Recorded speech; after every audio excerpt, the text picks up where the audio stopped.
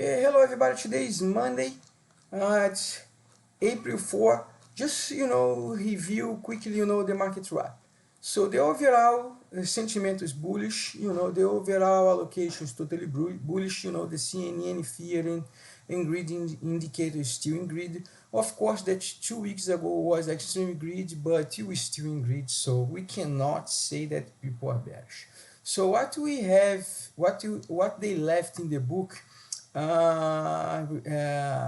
regarding volatility skill on Friday. Volatility skill show a very low volatility, but a bearish volatility where 5,205 tend to suppress VIX 30 days volatility and consequently, force theta burn premium input contracts and REARD, call contracts, but it's not a big REARD because the implied volatility is really low.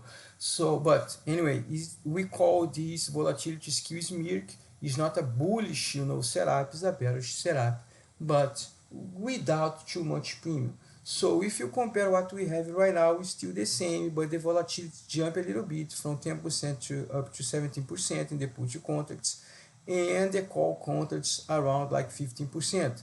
Before was something between 9 and 10%, and we got the calls below 8%. So it's totally different what we have right now. Okay, but the levels are the same, 5205 and 5200. So 5200, as you guys know, is the major support still. Okay, so regarding the delta, what they left in the book yesterday, so is a maximum upside target, as we have been seeing, is at 5,220 because we have positive deltas, and the GX left on Friday was located at 5,220. Okay, support, let's go with the volatility skill that also suggests as 5,200 as a support. Worst case scenario 5,165. Forget that, market's not going up to there. So my interpretation of the flow is that we're supposed to see a green day and a small candle. Okay, so let's compare the delta flow what we have right now.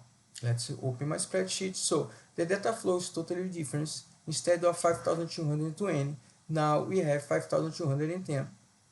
It's a possibility to see the maximum upside target is where we concentrate all the calls contracts. The strike is 5,210. So market tends to reject 5,210. Okay, if we break up, so I'm looking for 4,220 as I was looking on Friday. Okay, so let's go back to the market structure and check the gamma, and then we compare what we do have in the gamma right now. So the gamma left on Friday, the minus GX was located at 5,200 and the plus GX located at 5,210.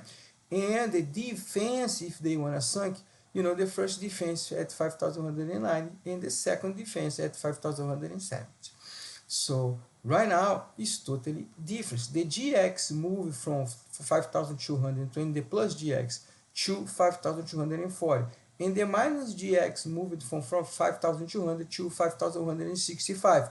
So 5,265 prior was where the delta suggests as a worst case scenario, right? As a worst case scenario.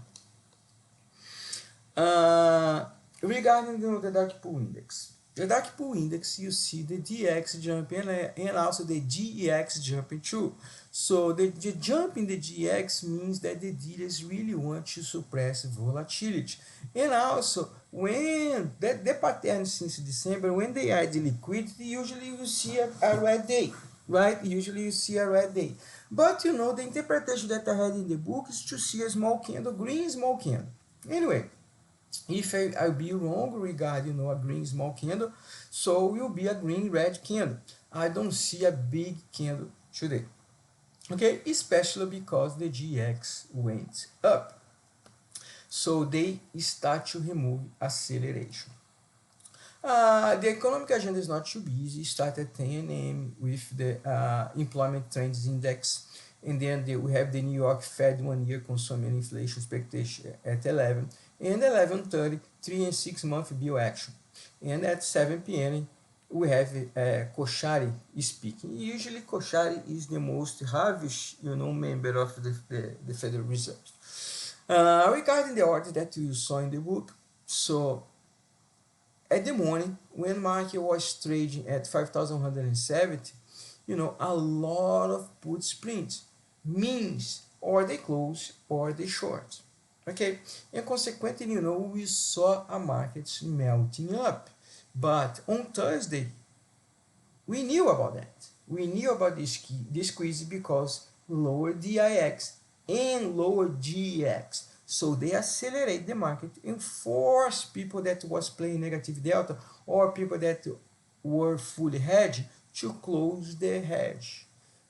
And you saw a very beautiful squeeze.